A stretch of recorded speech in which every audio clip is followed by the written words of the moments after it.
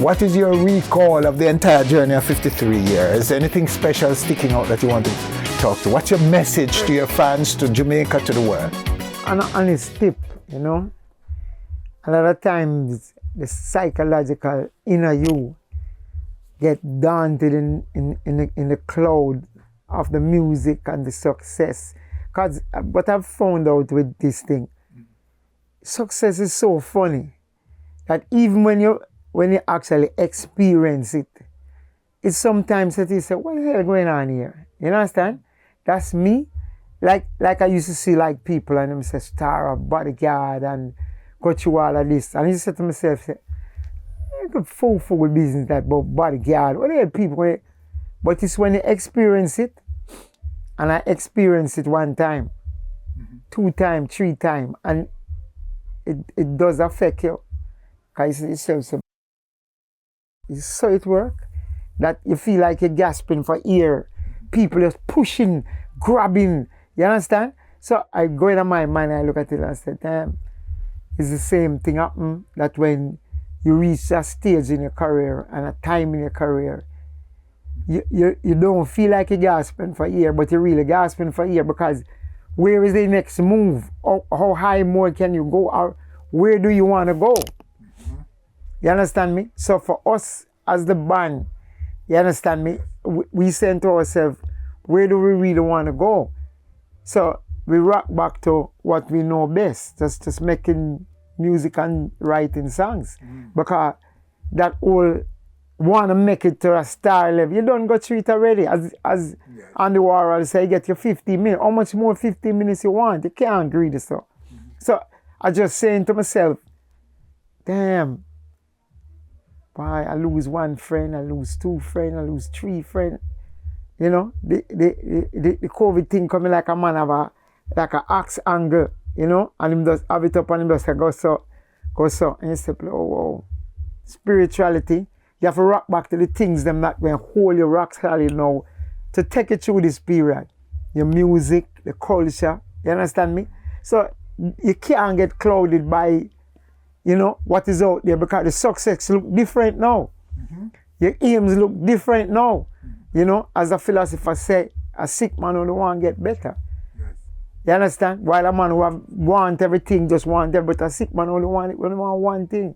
So how much things you can want now at this time in your career, you only have to look to say, well, all right, let me do this, let me do that. That's how it comes, you know, as I said, this combination, collaboration with TG come about. We just say, all right, we just try to do something different, you know. Let's think outside of the bun and, you know, make a song that we figure can reach to, you know, a wider audience in terms of the diaspora youth, because they have a different view of the music. So that's a challenge that I feel we're trying to take up, which is not a calculated thing, but I think if we can move the bar a little to make them understand what a drum and bass is, what a thing is, because what I find with the diaspora, especially with the band, is them say, you say in a circle and say, yeah, but it's a bad one. You say sweat, you understand? So the younger diaspora who don't really know the band history like that, they know the music, but they don't know the band. So it happened to a lot of people. It even happened with like a Shaggy, even who's very visual. Oh, yes. Yeah, the young, because I take it from my kids them. I see what them listen to, and when them put on them like a Spotify and put on them playlisting them, and I listen to what them listen to. Them listen to Afrobeat. Them listen. In other words, they don't hold certain things like what we used to hold and say, by the reggae I forgot. So it have to have a wicked bass line. It have to have this, that. They don't care about all of that. It's generational though. It's generational. Yes. We also borrowed, because Dennis Brown's Silhouette is a foreign tune. When I Call You Up is a Beatles tune that was carried. I used to hear that in parties. One of our big songs around the world is games people play. And we reflect back the days when Baba didn't do it over. I would say, damn, you know, this tune are wicked. Because, you know, the hook line, na na na na na na. You know, I mean, we used to listen to that in parties. Songs like I'm Hooked on a Feeling. In other words, melodies was introduced into our brain when we went to have a good time. So these melodies stuck to us in different things. But even before my time, when the artist them was coming up from Studio One, they listen to, it was, everything we do is adaptation. That brought us to originality. Them say you don't get wise on your own understanding, right? The lane that the white boys take and call it modern reggae is saturated only with them. Yes. Because as I said to one name, Freddie's son today, if you was to go and tour Revolution, you think you're going to get their audience? You're not going to get it. You could have made them wave them hand 100 times. You understand? Unless they take you in their house and nurture you and do everything to that level, then the audience might bend a little to you. So they have carved out a lane. You understand? That lane is a little near to say a Bob Marley in the sense that people will, like when you do a search and you say, people who like this, that. Bob Marley come up on every one of those SEOs, right? You know, search engine optimization. It come in every one of them because Bob Marley is the godfather of reggae, right? So that lane is established. Then when you start go this way and go to the dance hall and the party music, it is so different that a song from that genre not going to play in there. So, because if you go to any Jamaican party, real party dance hall and listen to that, after 20 minutes you say, all right, okay. You like lost. I am lost, and I'm telling the truth. You know what I mean? As a musician. I am lost. I am a visitor, I'm a tourist. Because some of the names and some of the things I call and how them vibe out. Because you remember, you know, one thing we not credited with as what we started was live drum and bass on stage. Yes. Till it get to mix when every single white band all over America and all over Europe that play reggae, pop, pop, pop, pop, pop, where them get it from? What did the mix come from? The mix come from the man them with the turntable that whoop, whoop, shoop, shoop. So it moved from the turntable because a selector, you ask someone, who is a selector? Different from a mic man. Like I was talking to a guy today, and many was getting into it, like, you know, just, and I say, Shabba is a showman. Supercat is really a sound DJ that have hit records. So Shabba more, when him take the stage, is more that, you know, Shabba ranking, and you get that feel, while Cat, when Cat take the mic, it's like Cat feel him there on a sound system, and him have the lyrics to match, and everything flamboyant towards that, because the sound thing is a different thing, you know. What I'm telling you these things because saying it's the same thing coming back with the reggae music. So when you listen to it, you say, right, it's Studio One to Channel One. Channel One was Studio One digital because they would take the Studio One rhythm and clean them up. So it showed that those rhythms was valuable. You understand me? So here we come, 2022 coming. Everybody's anticipating opening of this, traveling up that, touring back to, but it's not going to go back to that because now is a perfect time that people find a way to stop up. And I mean, I'm not dissing countries. I respect them because they have fed me. But a country like Germany, when they see the mixture of people that is coming to a reggae concert and literally screaming for the artist and know, because those people read. All right, I'll give you an example. They do multiple stages, and every turn you turn, there's a written list of what time this one coming on, who coming on, and those people read it like a Bible. Yes. And when the artists that they want to see, they go to that stage. Yes. You that in Jamaica, well, I'm not go over there because I lose my spot, but they think totally different. You was here and you see, you don't know whether you're in Jamaica, you don't know where the Montego Bay, you don't, because we have created a Jamaica in America. Jamaican space, yes. And we make it feel like that by the smell and the sounds and how people feel accepted. You understand me? So we said to ourselves, say, okay, if we can create this, and then, you know, the new artists that come in them, bring them in the fold, and just give them a little experience, give them a little synopsis of what it's going to be. Because singing to a track and then sing with a band is two different experiences. Now you have to be working with musicians, you have to be in sync with them, you have to be, you understand, versus a DJ. Pull up, you understand? So now when you get that, your musical ears and your musical appetite is going to expand. Because now you have the band, you might add horn section, you might sing it. So the music just coming to you in different courses, you know. Your entree now is coming to you now. And you say, damn, this thing, is something else. Like I was just watching Candle YouTube. I saw John Oates with a string orchestra in London. Yes. Then I saw Luciano with that. I still play and I click back to Luciano. In fact, John Oates is one of my favorite singers. I was one of my favorites, God rest his soul. But Luciano was more attractive to me because he was attacking the, in other words, he wasn't, I want to walk away from you. And the string orchestra was like, it's like, it's not like George. They was like, cha, cha, cha. You know what I mean? They was getting rhythmic with him. Yes. So these are the great things that people have never experienced in reggae music. That these guys, it's just like TJ, he's very versatile. But if him don't drink that food, or eat that food or drink that lemonade, he's not going to know. The people not going to know. And you can't just be monotonous and stay on one thing. You're going to want the different things. And that is, to me, we just need to open up some of the younger youth them eye and say, hey, it's not one-dimensional, Virgin. You have a big thing to carry on your shoulder because it's a worldwide, as Shaggy make a very good point today, him say, why go local when it can be global? I mean, you are a prime example. A man in Germany, if you say on stage, say, yeah, I know on stage. Winford Williams. How know your name? The so-called people, the icons, who, when I was a little youth, was in front of me. When I reached their position, they're gone. So those who was down below us and reached this, our time is getting more limited because the time we don't have 40 years, 50 years. You know, I just talking real talk. So what is happening now? If we don't tighten it up and make the youth them that come up get an understanding of what they're going to face, because the building have to be on a foundation.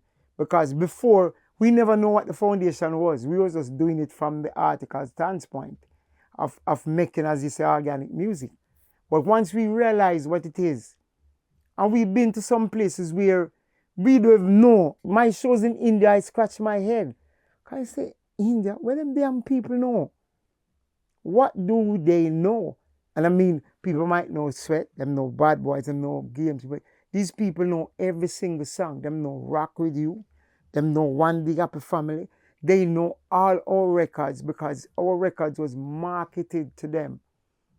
You understand me? Being on one a major label around the world, they was marketed to them. So when you go there, they're looking on a full product. Because remember, these people's culture like that, you know. I remember I was in Thailand, right? And the same place Paul Simon them play, we were going to play the Saturday night. And the promoter guy, you know, took a son, you know, buzz around in a circle and say, you want to go and see Paul Simon? I said, I don't backstage. Give me half an hour. I'd love to watch, you know. I want to hear them sing Bridge Over Troubled Water. I know the man say. He said the only difference with Paul Simon and you guys is that his ticket price is 3 times what they're going to charge. Really? But you going to enjoy the same amount of people, but we can't charge those people the price that we can charge for Paul Simon. And I kind of said, damn. So that is the difference. You are in a different category. You understand me? So financially, how you market to a certain group of people is very simple. For his Paul Simon marketing is Paul Simon live at so-and-so Saturday night. With a younger reggae thing, you have to say, this you have to get a loaded commercial while they just talk it simple and straight. And the people going to put their credit cards, wipe and go there. I stood there and like a bridge over troubled water. And, you know, I said, damn. That's why when Shaggy tell you when he went to Sting, different ball game. Different. When he got them on the backstage, when we played at the Hollywood Bowl, and I go backstage and thing, and I walk up and the lady said, can I see your ID? And show me the armband. Say, oh, this is your dressing room. I said, you sure? She said, yes. Duck to the hills. Duck to the hills. I said, damn. This is how them thing they run. So imagine why these guys' heads swell big like that. Cater to you, nothing much. What is cold is cold. What is hot is hot. You don't have to ask a question. Somebody bringing something for you. Just in this life, say, no, we don't need no iron on them. When you see it, you have to say, that's why American artists and movie stars have ego because they cater to them lock, stock, and barrel. You understand me? So when a person who is not used to that get exposed to that, and if you don't ready, you get stupid. And that's what happened to a lot of artists. You get stupid when the bright light shine. You get stupid. While it's our time limit is only for a time. You understand me? And we just see it at a time now when we think this is the right time just to do what we feel like we want to do. You understand me? Instead of trying to be to the button, to the this, to the that, to the this, to the... It don't make any sense because what else can we do? What else can we do? We're doing a lot. We cannot do nothing else because where we have reached. And then I see the artists come here, and I will settle here now, everything doing. I see from Miley Cyrus to Kodak Black. I see how the labels treat them. I see from Justin Bieber to man jumping up, paparazzi jumping over fence. I'm seeing all of that. It's on the money though. And I'm saying, It's on the money. what the hell the are you jumping over the fence? Big woman, you have a picnic them. And the woman said it's $5,000 a picture. What the Jamaica artists need to understand is that they must now possess a certain level of unity.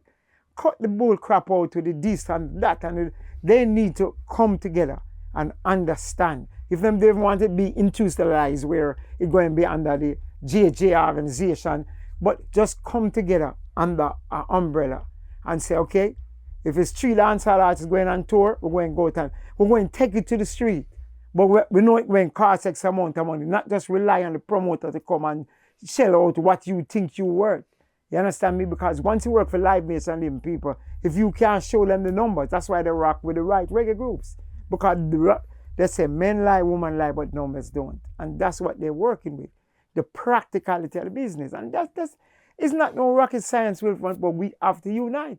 Absolutely. You know what I mean? If you had 10 guys doing what you're doing and trying to cut in, but right now you have the lane because you are interviewing every single person and you know exactly how to talk to them.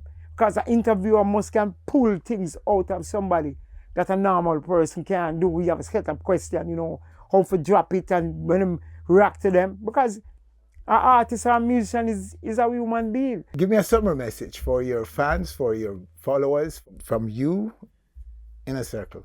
My message is that if we don't unite, we're going to feel it.